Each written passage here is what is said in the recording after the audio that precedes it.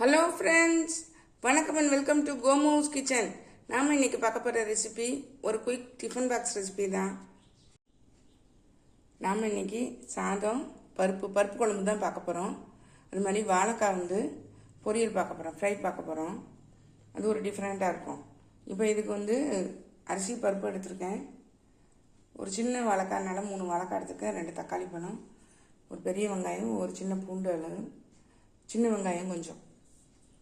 இப்போ இந்த அடுப்புக்குள்ளே குக்கர் வச்சுருக்கேன். குக்கருக்குள்ளே அரிசியும் பருப்பும் வச்சிடலாம்.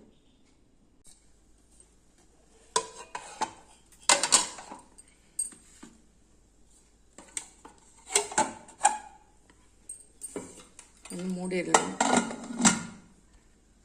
காய்கறியெல்லாம் கட் பண்ணிவிட்டு காட்டுறேன். அடுப்பில் கடாய் போட்டிருக்கேன். கடுகு உளுந்தம் பருப்பு தாளிச்சிடலாம். பூண்டு 2 தட்டி வச்சுட்டு சேர்த்துக்கிறேன்.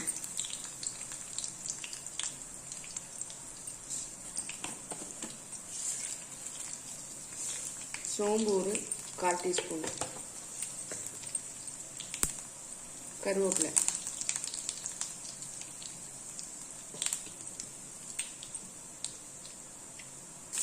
இது வெங்காயம், வரமிளகாய். இந்த வாழைக்காவை தண்ணியில் வெட்டி போட்டுட்டேன். இதில் சேர்த்துறேன்.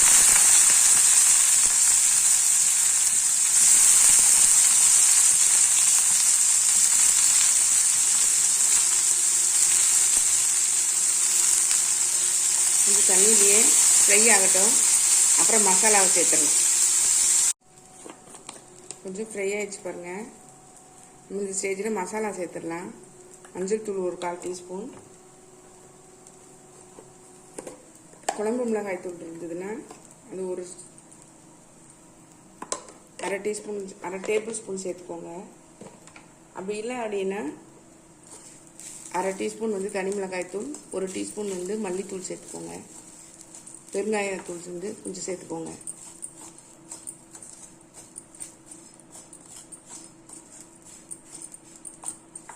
நல்லா ஃப்ரை ஆகட்டும். கொஞ்சம் உடனே நம்ம உப்பு சேர்த்துடலாம்.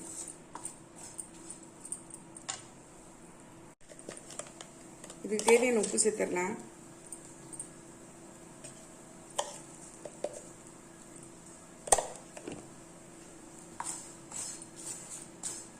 கொஞ்சம் சிம்லேயே இருக்கட்டும். அப்படியே மொறுமொறுன்னு ஆகும்.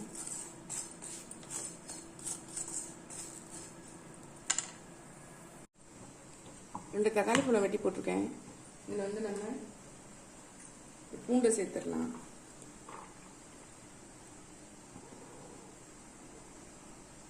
அஞ்சாறு பூண்டு, 5-6 இல்லை, ஒரு 10 இருக்கும். சின்ன பூண்டுங்கிறதுனால 10 பூண்டுக்கு மேலே சேர்த்துருக்கேன்.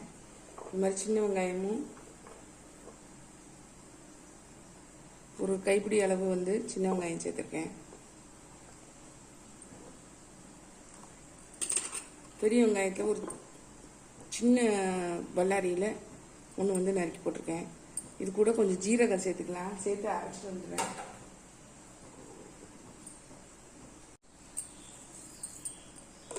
அரைச்சிட்டு காட்டுறேன். ஒரு பாத்திரம் எடுத்திருக்கேன். அதில் இந்த அரைச்சிட்டு வந்த இதை மசாலாவை இதில் சேர்த்துடலாம். வெங்காயம், தக்காளி, பூண்டு, ஜீரகம் இதெல்லாம் அரைச்சிருக்கோம் இல்லையா, அதெல்லாம் இதில் சேர்த்துடலாம். மிக்ஸி ஜானை கழுவி கொஞ்சம் சேர்த்துக்கிறேன்.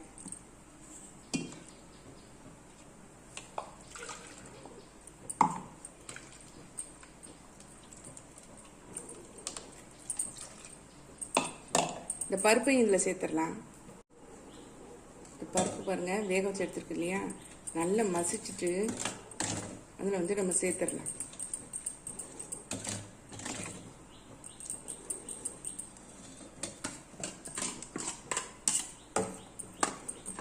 கொஞ்சம் தண்ணி விட்டு நல்லா நம்ம தேவையான கன்சிஸ்டன்சிக்கு கொண்டு வந்துடலாம். ரொம்ப திக்காகவும் இருக்கக்கூடாது, ரொம்ப தண்ணியாகவும் இருக்கக்கூடாது.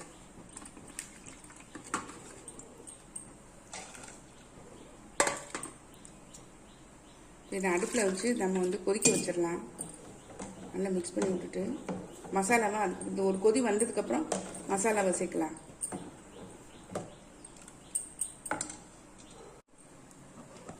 அடுப்பில் வச்சுருக்கேன், நல்லா கொதிக்கட்டும். கொதிச்ச உடனே காமிக்கிறேன். நம்மளுடைய வாழைக்காய் ஃப்ரை பாருங்கள், சூப்பராக ரெடி ஆயிடுச்சு. முறுமுறுன்னு இருக்குது. சத்தம் கேட்டால் உங்களுக்கு அதுவே தெரியும், சத்தம் எப்படி கேட்குது பாருங்கள். இப்போ இதை ஆஃப் பண்ணி இறக்கி வச்சிடுறேன்.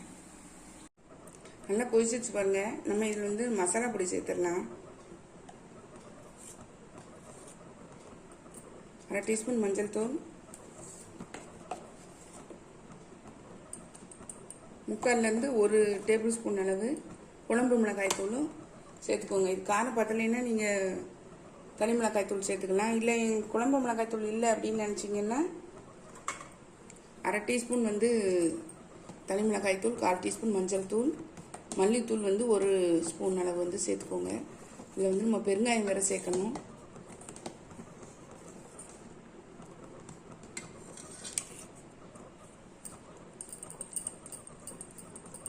நல்லா கொதிச்சு பச்சை வாசனை போனோன்னா நம்ம இறக்கிடலாம். ரொம்ப நேரத்துக்கு இருக்கணும், கெட்டு போகாமல் இருக்கணும் அப்படின்னு நினச்சிங்கன்னா கொஞ்சம் புளி ஊற்றிக்கலாம்.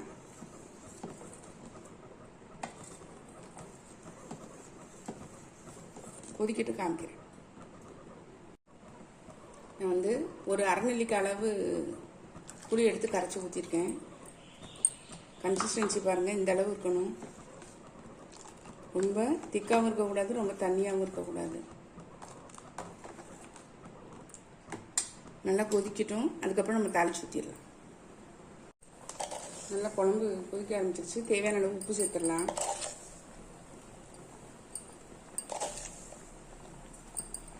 தகதகன்னு இருக்கு பாருங்க குழம்பு.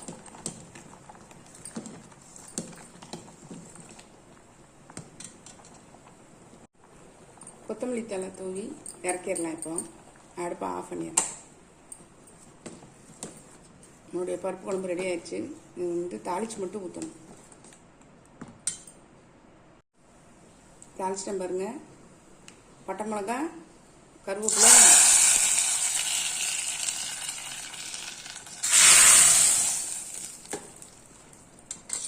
தாளிச்சாச்சு. இப்போ இதில் வந்து ஒரு 1/4 டீஸ்பூன் அளவு நெய் விட்டோம்னா நல்லா வாசனையாக இருக்கும். அவ்வளோதான், நம்மளுடைய பருப்பு குழம்பு சூப்பராக ரெடி ஆயிடுச்சு.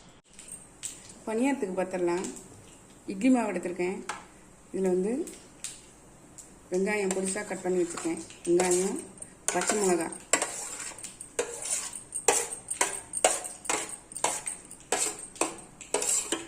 இதில் வந்து சேர்த்துக்கிட்டேன்.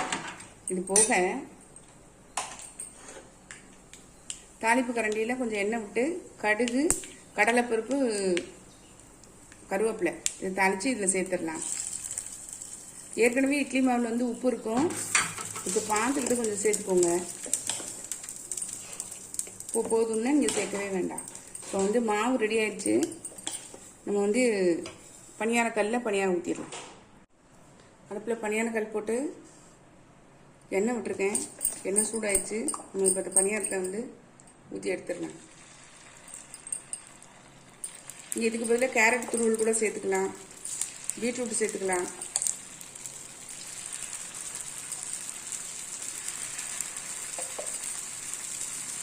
கிளாக் வைஸ்லேயே ஊற்றுங்க. 3/4 குழி ஊற்றினா போதும். வேகத்தை காமிக்கிறேன். பனியாரம் வந்து வெந்துருச்சு பாருங்க. திருப்பி போட்டிருக்கேன். நல்லா வந்து வேகட்டும், எடுத்துடலாம். பனியாரம் எடுத்துடுறேன்.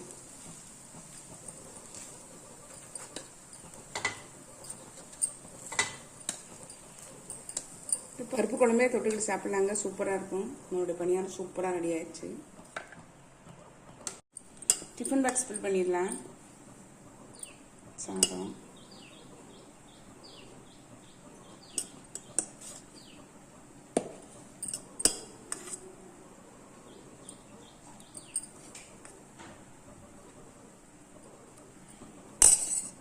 நம்ம இப்போ வந்து பருப்பு குழம்பு ஊற்றிடலாம்.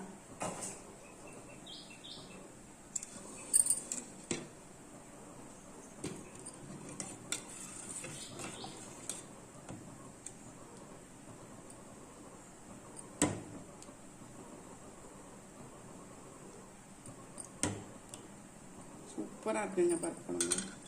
தகன்னு இருக்கு பாருங்க.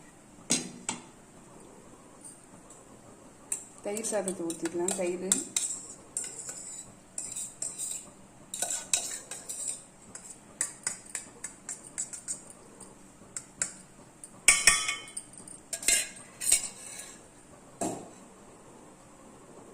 வாழைக்காய் fry.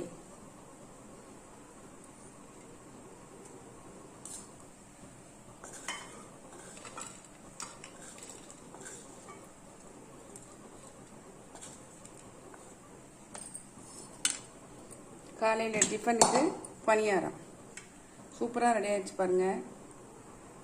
Quick tiffin box recipe சூப்பராக ரெடி ஆகிடுச்சுங்க பாருங்கள். பருப்பு குழம்பு இன்றைக்கி நமக்கு சமையலில் பருப்பு குழம்பு, தயிர் சாதம், வாழைக்காய் ஃப்ரை.